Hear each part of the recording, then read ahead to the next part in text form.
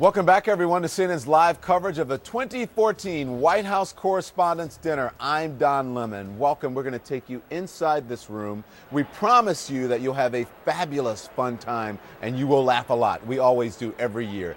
This is a comedian's dream to perform in front of an audience of thousands of people. Not only thousands of people, the most influential people in the world. It includes the President of the United States and press and Hollywood celebrities. Even the best comedians get nervous about this. CNN's Jake Tapper sat down with Joel McHale to hear how he is preparing for this big challenge. The night's guests include the powerful, the political, the posh, and the president, who often tells jokes over dinner. The press and I have different jobs to do. My job is to be president. Your job is to keep me humble. Frankly, I think I'm doing my job better. Sounds swell, but for comedians, the invitation to play at DC's annual White House Correspondents Association dinner comes not without trepidation. Now, I've made some jokes about the president this evening, and I'm looking forward to my audit. I called Conan, I called Seth, I called Jimmy, and I called Craig Ferguson to gather information. It's all pretty much the same advice, which was, this will be the weirdest thing you ever do, and it will be the most exhilarating thing you ever do. And scroll. This year, the honor goes to Joel McHale, longtime host of The Soup on E! Yes! Yeah! Where his snarky celebrity commentary has earned him a devoted fan base. I'm Joel McHale. No, I'm Joel McHale. McHale has also burst into fame for his role on the critically acclaimed sitcom Community, a show that the suits at NBC have yet to renew for next season, angering its millions of fans. We saved Greendale. So, The Soup, Community, White House Correspondents' Dinner, was this always the plan? This was exactly how I wanted my career to go. Do you think this gives you a respectability that you didn't have before? Absolutely not.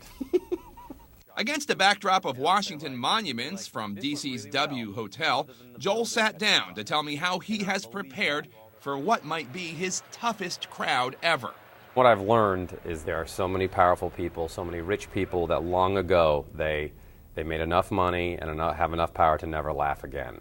So they want to hear jokes about them. Even though they might not want to be roasted, they are the most important person in any other room, so they want that feeling. I think you got it down. I'm going to say that to them.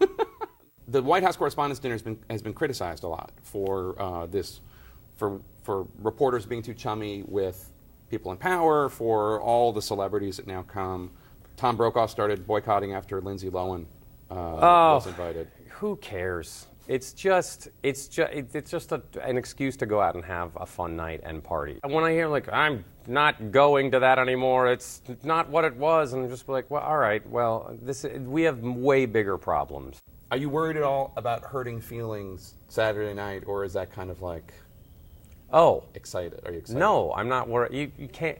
If I am so effective that they're like, I can't believe you said that, and they storm the stage, right. Then it might be the best joke of all time, but no, I can't imagine. But hey, you never know. But I'm sure you're holding back. Like, you're not going to be tough on President Obama, for instance, right? No, not at all. I'm not going to tell any jokes about him. I'm sure you're going to tell jokes about him, but you wouldn't. Well, if you become too strident in these things, in all seriousness, if you become too strident, it's not. If it's not funny, then it's not funny, and then you just look like a guy yelling at someone. Right. It has to be funny before anything else. You have to be an equal opportunity make funner of, which is a catchphrase that and also proper English, by the way. Funner. And so if you don't make fun of everybody, everyone's going to go, hey, you didn't make fun of that guy. And then it just has to be equal opportunity. I agree. And in the spirit of keeping things even, once we wrapped our interview at the W, I joined Joel as a guest on the set of The Soup. There he is. Where CNN has been before. Wolf Blitzer took on the Wienergate story with his usual beardy tenacity. We've got Chuck Todd doing the cold open. Yeah, deal with it, Tapper. Yeah, No hard feelings. After a bit of rehearsal with fellow guests Chuck Todd of NBC and Scandal's Katie Lowes, it was go time. Wow. Tapper. Todd? From the soup's green screen to the golden curtain of the Correspondents' dinner, Joel McHale seems ready to go up against anything. Jake Tapper, CNN, Washington. Thank you, Mr. Tapper. New Yorkers. What's wrong with me? New Yorker's Washington correspondent and CNN political commentator Ryan Lizzo. Ryan, we're having too much fun here. It's almost like we're not working. How are you? Thanks. I'm good. Thanks for having me. So I actually just saw Joel downstairs with his three writers, and I have to say he looked totally confident, ready to go. His three writers all were like drinking heavily and sweating. Did you get a chance to talk to him? I did, yeah, for about 5 minutes while we were waiting online, and he seemed like a little bit of pregame jitters. We were talking about what this crowd is like. This sort of inside Washington crowd. Basically, they've got a very narrow range, right? You can't go too negative on the president or the press because everyone gets a little sensitive. But you also have to sort of know the inside world of American politics to get a good laugh out of this crowd.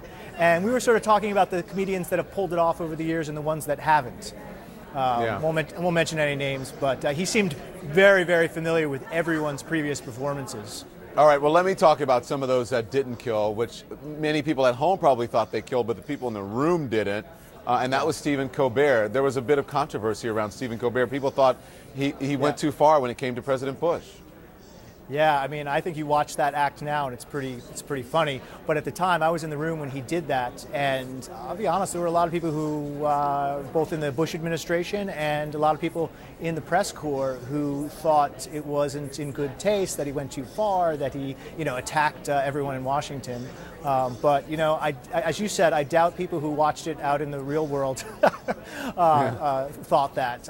I think it stands up pretty well if you go back and watch it now. I think the interesting thing is, just being on, the longer you're on television, the more people get to know you, right, Ryan? You know this. Everybody in the room knows that. And so the longer you do this, the longer you're in the public eye, you must have a sense of humor at all times and not take yourself too seriously, because it'll drive you crazy. So I'm really surprised that politicos take themselves that seriously all the time, many of them. Well, I'll never forget, the first one of these I went to was in the late 90s when Bill Clinton was in the middle of the Monica Lewinsky scandal. And, I mean, those were some brutal, brutal acts, with Bill Clinton and his wife sitting on the dais with the comedian where they were, talking about the Lewinsky scandal. And, Clinton, obviously he sat there and took it. That's sort of the rule. You gotta sit there and take it no matter how harsh it gets. Absolutely. So, Ryan, Liz, I understand you're there and you have an entourage and you have been selfieing it up. And I think we have a selfie. I took one picture. Oh, that is Mindy Kaling. There's Lupita Nyong'o, and who else? Who are you with? It's small on our screen. And Zooey Deschanel. Yeah. And actually, I looked after. If you look closely, behind my ear is the guy who plays the president in Scandal. Oh yeah. Oh, that is. Yeah. Tony Goldwyn, he plays Fritz. And the bad guy in Ghost. I remember him from Ghost. Molly, you're in danger, girl. Right.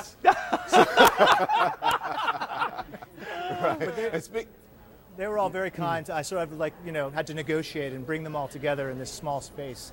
So now that I've seen, kind to do that. Now that I've seen Lupita Nyong'o's dress, I understand why people are tweeting me saying that you're wearing the matching bow tie to Lupita's dress. I had no idea. Yeah, people on Twitter are really mean. People are making fun of my bow tie, Don. They're saying it's too small. What's wrong with the bow tie? My bow tie or your bow tie? Oh, you got mine. Yeah. Oh. I need you to get down here and dress me, Don Lemon. And it is take some tips. It is Twitter. They're talking about your bow tie, right? Yeah. It's a little on the small side. Tough. Twitter's brutal, man. Nobody got that. Was I the only one that got that? Okay. Anyway, Ryan, Lizzo. Ryan. Oh, man. Thank you. Go back in and have fun. We appreciate you coming out. Hey, thanks for having me. All right. Up next, comedian and former presidential speechwriter Ben Stein. How does the White House prepare for a night like this? Well, he should know better than most of us. You're watching CNN's live coverage of the White House Correspondents' Dinner.